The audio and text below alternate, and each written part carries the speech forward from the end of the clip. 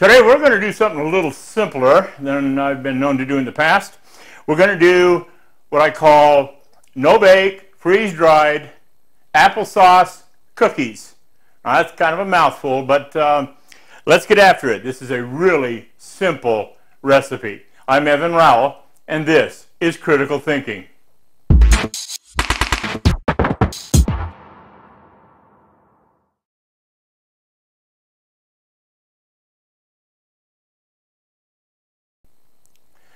You know, the other day I was freeze drying just some applesauce, this treetop stuff here, and then I got to thinking about some of the things that I've seen other people do, such as, you know, putting fresh fruit slices in yogurt and stuff like that. And I got to thinking, you know, applesauce, considering how much sugar is in it, really does freeze dry quite well. And I thought, you know, I wonder how I can incorporate applesauce with other materials and come up with something that is both delicious, convenient, easy to do, and really worth the effort. And I started thinking about cookies, and I started thinking about dry cereal. Okay, because applesauce is really an excellent base. It dries really, really well, and I've never seen anything that would rehydrate faster than applesauce. I took a piece of applesauce a while back and I dipped it in some milk and put it in my mouth, and no sooner had I put it in my mouth than it was already dissolving and turning back into applesauce. And I thought, wow, that would be really good if it had some solids in it that you could enjoy while you're eating it. And so I've come up with this idea. We're going to give it a try. Now, I've already got 4 trays of what I'm doing here in the freeze dryer. They're about ready to come out. Now, the one caveat to doing this is the fact that it takes a long time. What's in the freeze dryer downstairs right now has been in there probably 48 hours, and that's including the freeze time, the dry time, and 12 hours of extra dry time.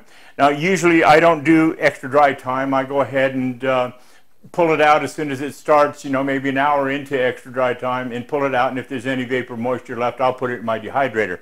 It works really, really well, and I've made several videos discussing that. You can go to if you're interested.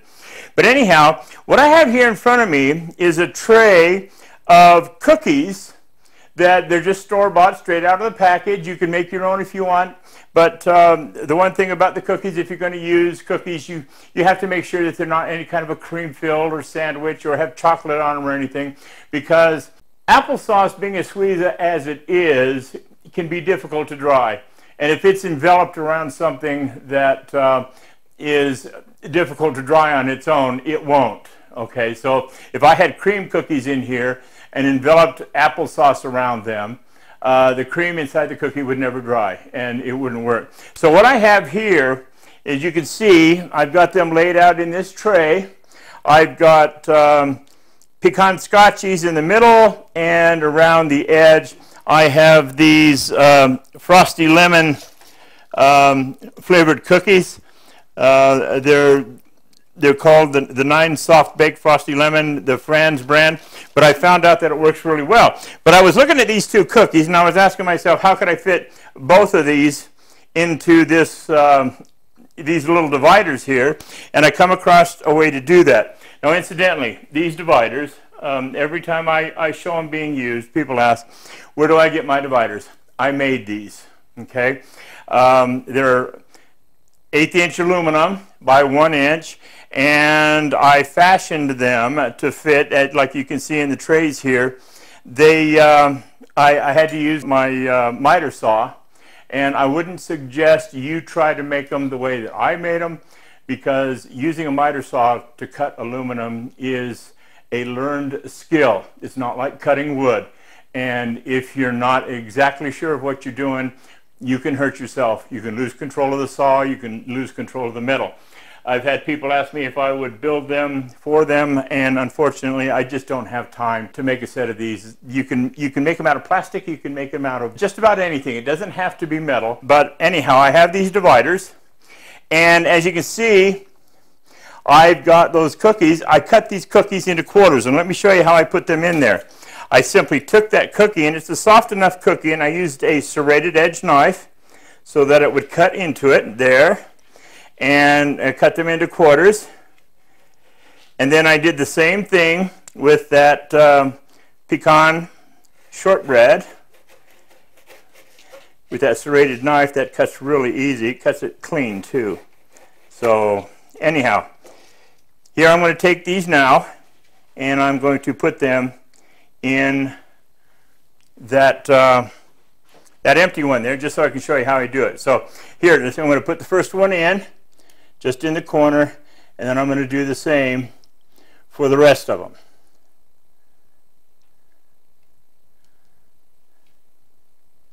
Okay, there they are.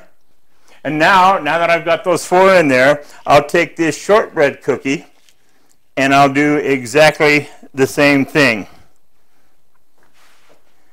Only I'll put them in. Now you might ask, why am I bothering to cut these? Because when these are done, I'm going to cut them up into 4 squares. And if the cookies are already cut, it'll just make it that much easier. Okay? So there you have it. I've got 8 squares filled up with cookies. And what I'm going to do is I'm going to take this. Now this is just regular treetop original applesauce.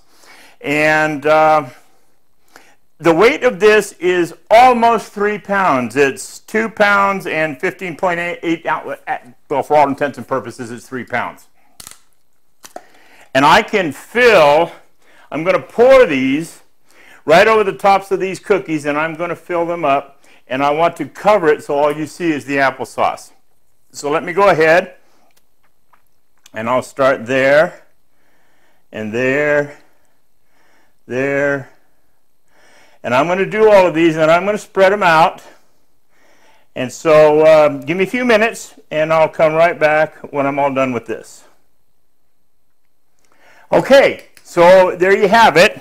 I have completely covered all of those cookies. All you can see is the applesauce. And now I'll take this pan, and I will slam the edges down against the table. And what that does is that forces that applesauce down in amongst the cookies and even around to the edge.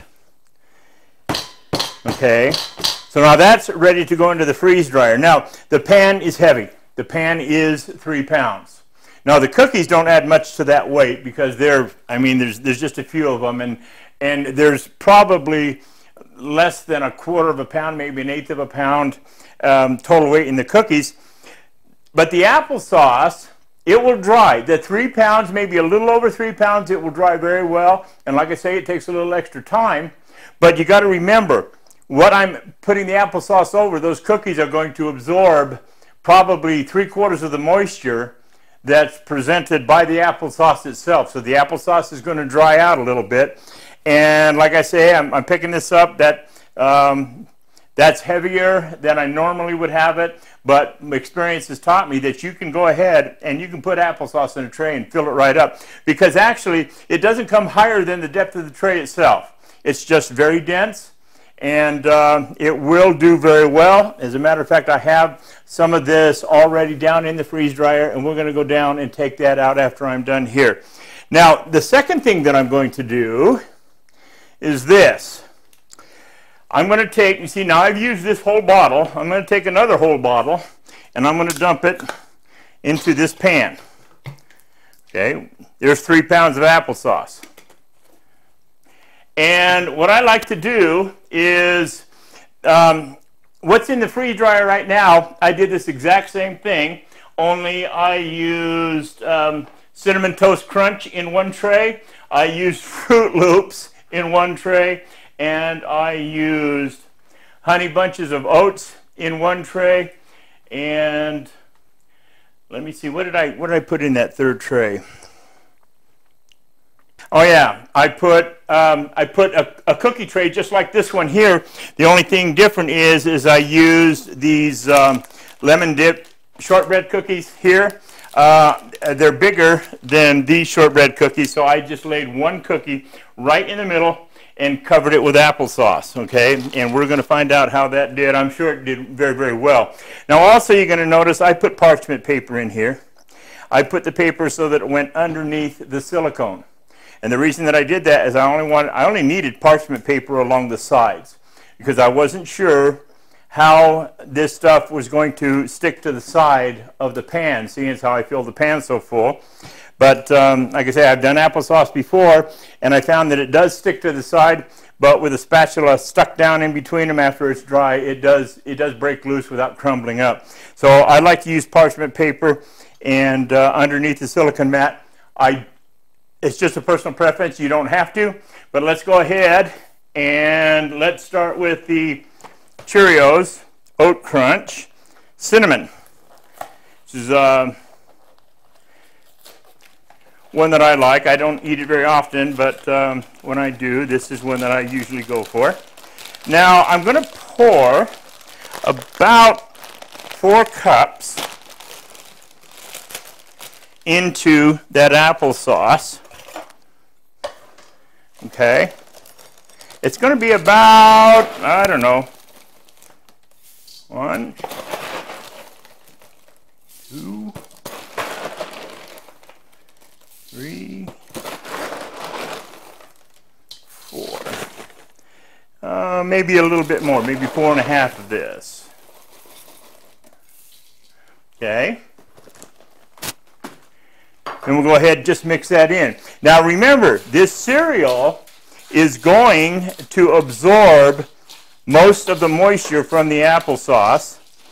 And so even though I've got 4 cups of cereal, and the tray's only good for 5 cups, so now I've put 3 pounds of applesauce with 4 cups of cereal, and I've mixed it around.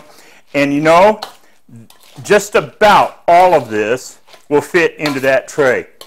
Because if any of you are like me, you don't like it when milk causes your cereal to go limp because the cereal absorbs the milk. Well, the same thing is happening here with the Cheerios and the moisture from the applesauce. Now I'm going to go ahead and put a scoop of this in each one of these,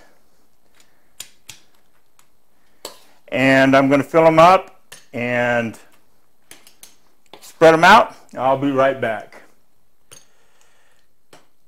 Okay, that's pretty much spread out in each one of these, and contrary to what most people believe, that took almost all but 1 spoonful of this mixture to fill the pan. Now, as was the other one, this is a little bit heavy. Some people would actually be nervous about putting this in the freeze dryer, but I've done it. It works very well. Takes a long time. So anyhow, now I'm going to take this out of here. I believe I have a bowl here somewhere. I'm going to put this little tiny bit of extra in a bowl, and you want to know something? I'm going to eat it. It is so good. Good enough, as a matter of fact, that I might decide that I'm not going to put milk on cereal anymore. I'm just going to put applesauce on cereal because I got a clean spoon here. This,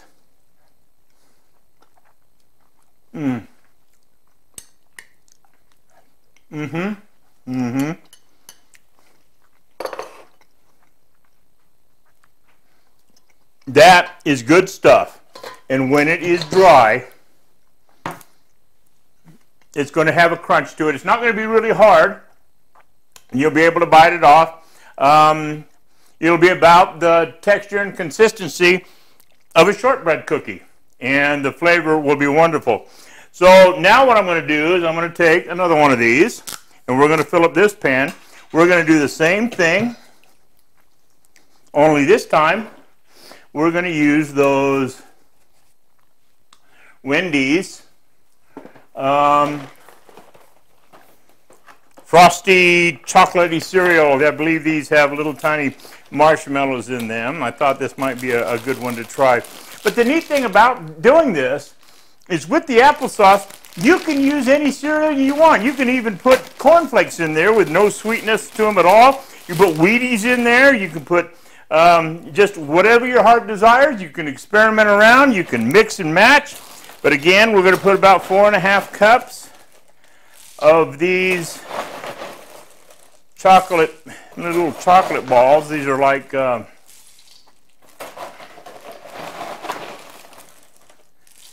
know, one of the bigger name brand, and it really doesn't matter. And again, these things will eventually. Some cereal takes longer than others. If you were to put cornflakes in here, it would be almost instantaneous. If you were to put other cereal in here that's meant to remain crunchy in the bowl for a longer period, you know, Captain Crunch or something like that, it might take a while. But eventually, whatever you put in the applesauce is going to absorb enough of that moisture from the applesauce that you'll be able to put just about all of it in one of these trays. So that looks about good. As a matter of fact, that can use just a little bit more. Let's put in another 3/4 of a cup there.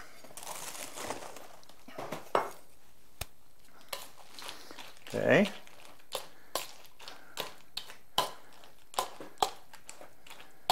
And I'm going to go ahead and fill these up.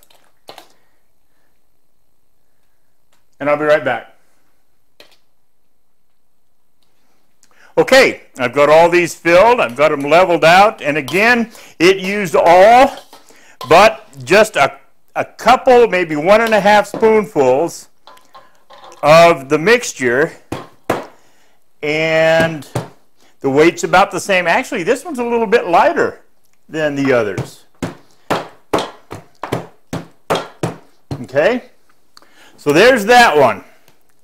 Now, the third one, I'm going to do a little bit differently. So let me go ahead and get set up for that, and I'll be right back. I'm going to go ahead and put these 3 trays in the freezer, and I'm going to get set up for the 4th tray, which is going to utilize this silicone insert. So give me just a second. Okay, I've went ahead and cleaned things up a little bit. I put those 3 trays in the freezer. Now, those 3 trays are going to be in the freezer. I'm going to leave them in there for at least 24 hours. Now, they'll be frozen solid to the touch in about anywhere from 8 to 12. But there's a difference between something being in a state of deep freeze and just simply being frozen to where it feels solid. And that is that when something is just frozen, the molecular structure is still vibrating. It's still creating heat, but the heat is dissipating faster than is necessary to make the ice melt. Okay? And I see it all the time. I freeze dry eggs, I freeze dry candy, I freeze dry a lot of things that other people will say, well, how come my eggs exploded? How come my eggs foamed up and foamed over and did all that kind of stuff? And I think it almost always points back to things not being frozen enough when they're in the when they're put in the freeze dryer. Now, I realize that a freeze dryer will get down to 20, 30, sometimes 40 degrees below zero or more, and it'll keep it in there for a certain period of time. And usually, in 9 out of 10 times, that's going to be fine. But that's the one reason that I like to pre-freeze things good and hard into what's called a deep freeze, to where the molecular structure in the food is, the vibration has been reduced. Greatly reduced. It's still creating heat, okay, but it is so little that the food just seems absolutely solid, even more solid than when you look at it. You can tell the difference between something that's just been frozen and something that's been deep frozen. As a matter of fact, you can get cold all the way down to 400, I believe it's 442 degrees below zero, what they call absolute zero, where that molecular structure is not moving at all. It is creating absolutely no heat, and that's as cold as you can get something. Now, I'm sure there's some chemist out there somewhere going, well, we can get things down to 10,000 degrees below zero. I don't know. All I know is that it's called absolute zero for a purpose. So when things are put in your freeze dryer and they explode, you got to ask yourself, what were you freeze drying? And how frozen was it actually getting? okay? So I'm going to leave that because there's sugar in that applesauce and in the cookies. I'm going to leave it in there. My freezer gets down to 20 degrees below zero. I'm going to leave it in there for 24 hours. But anyhow, for this one, we're going to do something a little bit differently. I've got some fruit cocktail, okay? And what I've done is I've got 2 cans. This is a 15-ounce can, and I've got 2 cans in here. And then I drained some maraschino cherries and chopped them up and put them in here. I used more color, and it adds more flavor and whatnot. But I didn't rinse them. I just dumped them in there, and they've been in there for this whole video. And we're going to mix that with applesauce. But we're not going to use the whole amount because the fruit cocktail will not absorb moisture. Okay, so I'll be able to fill this pan with this mold in here completely up. And if I was to try to use a whole 3-pound bottle of applesauce and 2 of these 15-ounce cans of fruit cocktail, it would be too much. I'd have a lot left over. So with that, I've got about 2/3 of a container of applesauce. And then here I've got the 2 cans plus the maraschino cherries been chopped up of fruit cocktail. And I come across the idea, since I had these molds, I was going to go ahead and try these molds. You see, experimentation is the key. If you want to have fun freeze drying, think up stuff. Just remember that the freeze dryer, if you remember the 3 main rules, the freeze dryer removes water. The freeze dryer will not freeze oil, and the freeze dryer will not freeze certain foods like peanut butter and other things. And if you will remember those 3 things, that's why freeze dryer does not do chocolate, because chocolate, cocoa is mixed with cocoa butter, okay, and other oily substances. Chocolate, you'll never do chocolate. Milk chocolate, dark chocolate. You can incorporate cocoa powder into things, but if it's already been made into chocolate, well, if you know how to do it, go ahead and let me know, because I'd sure like to know. I've never been able to do it, never had any success with it.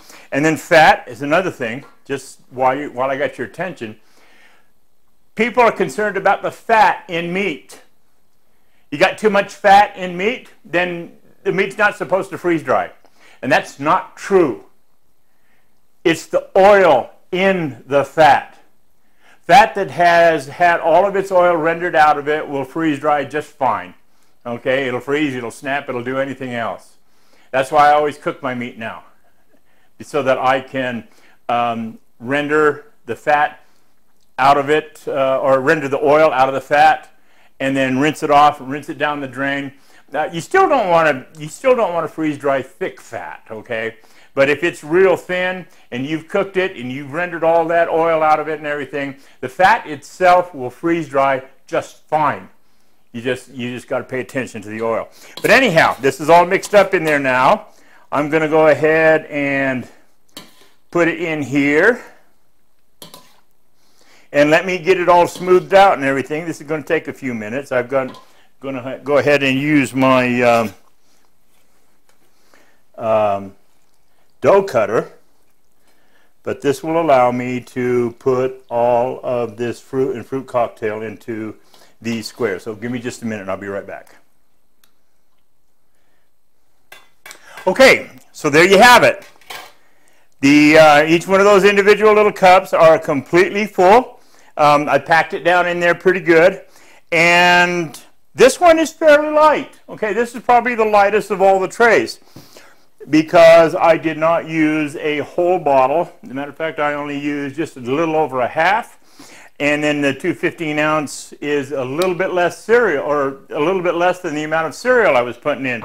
But even at that, even though the volume of the two products, the applesauce and everything else I put in, I still had more left over from this than I did using the cereal and the applesauce. So that's kind of a testament to the fact that the applesauce, that the moisture from the applesauce is being absorbed into the dry cereal. So I'm going to go ahead and take this, and I'm going to get it put in the freezer. And again, I'm going to leave it in the freezer for a good solid 24 hours. Because here's something else you need to consider. People will go, well, Evan, my freeze dryer gets down to 50 degrees below zero. That's true. The barrel does. But that doesn't mean that your food is actually getting that cold and down deep inside. Now, granted, it's probably getting down, 70 or 80% of what that barrel is, but that barrel, seeing how it's got 2 inches of insulation on the outside of it, that barrel is getting extremely cold.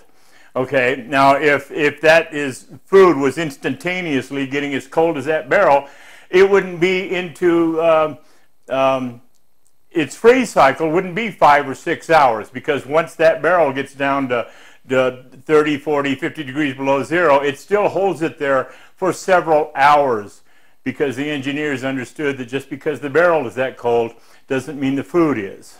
Okay, that's why I like to pre-freeze things.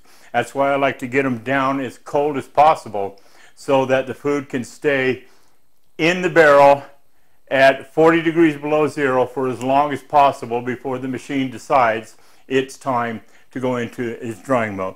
So with that, I'm going to put this in the freezer in there, and I'll see you downstairs. Okay, here we are. I have just recently, as a matter of fact, just a couple of minutes ago, pulled these 4 trays out of the freeze dryer. These are the 4 trays that I spoke of earlier. The first 4 trays that I did in the first half of this video are already upstairs. They're in the freezer, and the freeze dryer is in defrost mode. So I want to take a look at these, and I want to show you exactly how they turned out. Now, all 4 of these trays were made with applesauce, okay, like you saw in the first half. I took applesauce and I mixed them with dry cereal. Now, the intent was that these were not going to be rehydrated. These are now cookies, okay? And I use these dividers. These are my homemade dividers in here. You don't have to use dividers because these will cut up. You can use a pizza cutter or something to cut these up. But anyhow, I've already tested this, and this is one that was made with, I believe, this one was Cinnamon Toast Crunch. Okay, I mixed it with applesauce, put it in here, and it is exceedingly dry. I would have absolutely no problem with putting these in, cutting them up and putting them in a gallon or a half-gallon jar and vacuum packing them, or even in a Mylar bag. I think that they would do very, very well because they are so very dry. And that's one of the things that I want to talk a little bit about is sugar. Everybody's afraid of sugar content. And, well, you know, there are some things about sugar that you need to be concerned about. Particularly high concentrations of sugar, such as you'll find in jams and jellies and syrups and stuff like that. But in subsequent videos, I'm going to show you where you can even do syrup if you prepare it correctly. And I don't think that I'll do syrup trying to do it in any bulk at all, because I believe in you know, just storing the sugar and the syrup extract and whatnot and making my own syrup. But for those of you purists that want to use pure maple syrup, there is a way to prepare it. But anyhow, getting back to this is very, very dry, and it does cut up very easily.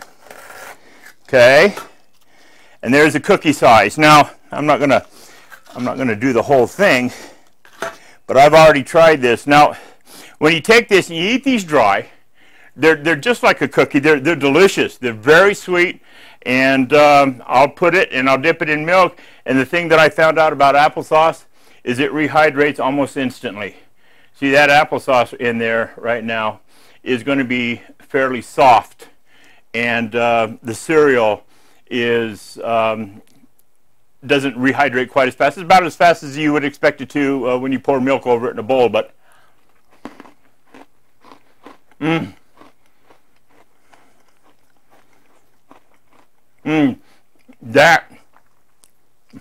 Pardon me. That is really good. This one here I did with honey bunches of oats, and I'll go ahead and cut off a little piece of that one and give it a try. But honey bunches of oats has always been one of my favorite cereals, so I just knew that I had to try it. But you dip it in milk a little bit.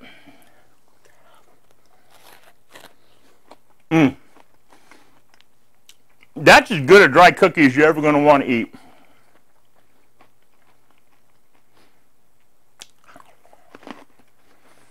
It does. It almost tastes like a bowl of cereal, pardon me, using applesauce instead of sugar on honey bunches of oats. On this one here, I did Fruit Loops. And again, boy, that's good stuff. This one, like I say, is Fruit Loops, and it's just the same. It is exceedingly dry. I'm going to cut these sections up into 4 smaller pieces, and I'm going to bag them. But this one, I did a little bit differently. I didn't use cereal. I used a lemon-dipped shortbread cookie, and I just covered it with applesauce. You can't even see the shortbread cookie in there, but it is in there. It's a large one, and so this should have somewhat of a lemony taste to it.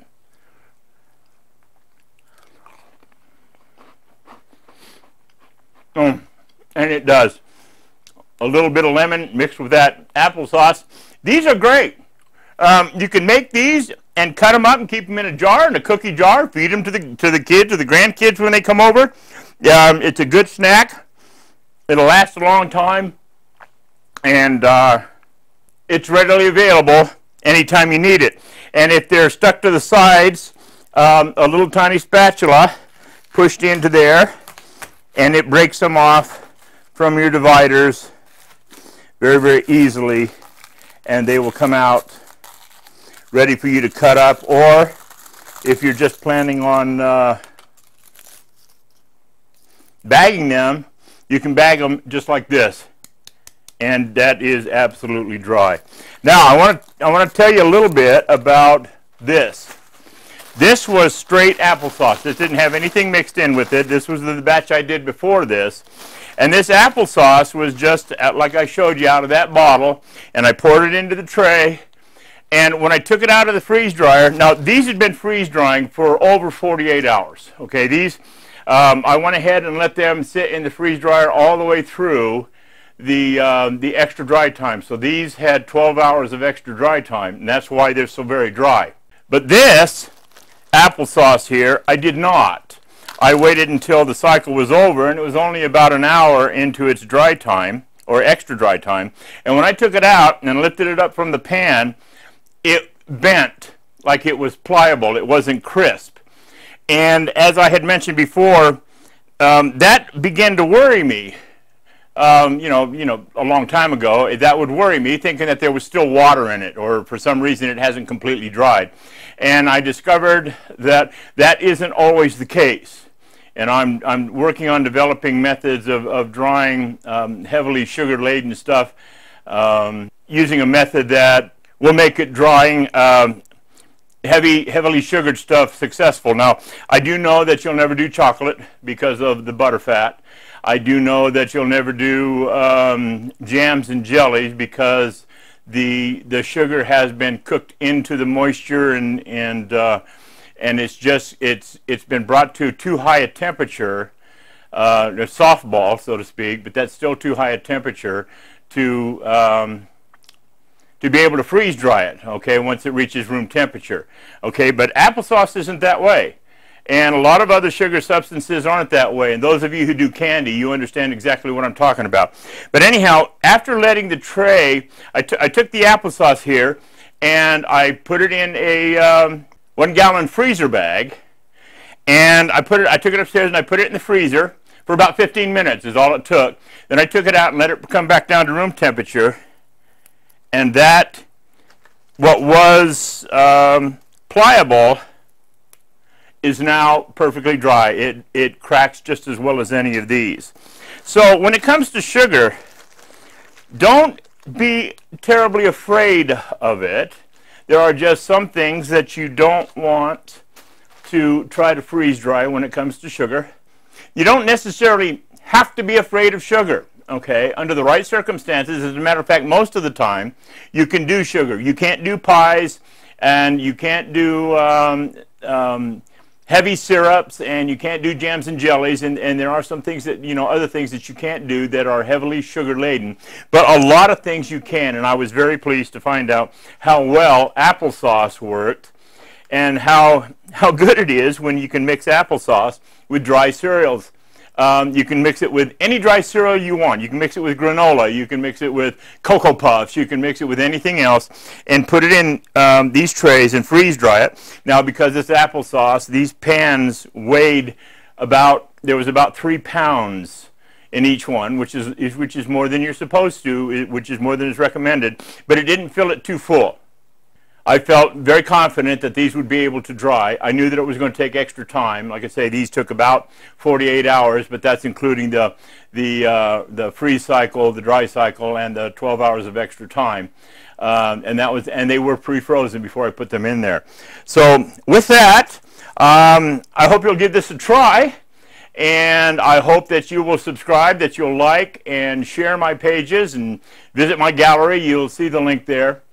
And take a look and comment on my photography. That's one of the main reasons that I do all of this, other than my love for prepping and freeze drying and sharing and stuff like that.